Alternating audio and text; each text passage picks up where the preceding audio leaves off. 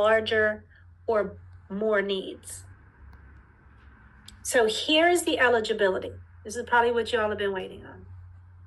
So starting August 1st, this is where our mindset is going to have to change. Our home business add-on, although we have all the same benefits, but we've added e-signature and enotary, we are going back to the business must be home-based.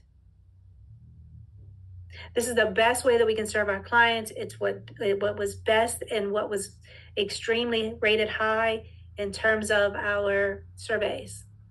We're going to keep it, of course, right now, it's for profit. We're going to keep it if it's a partnership, it still has to be me and my spouse.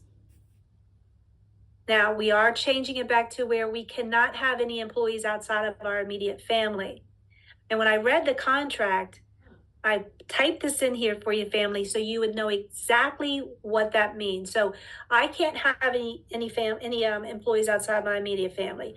Well, who qualifies as my immediate family? So if I do have immediate family members as an employee, who would be able to qualify as an immediate family?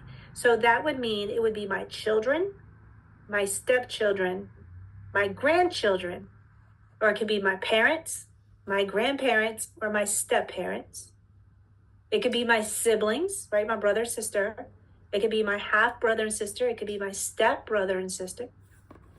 It could be my mother-in-law, father-in-law, my daughter-in-law, my son-in-law. It could be my brother-in-law, my sister-in-law, and believe it or not, it could also be my aunt, uncle, niece, nephew, or first cousin.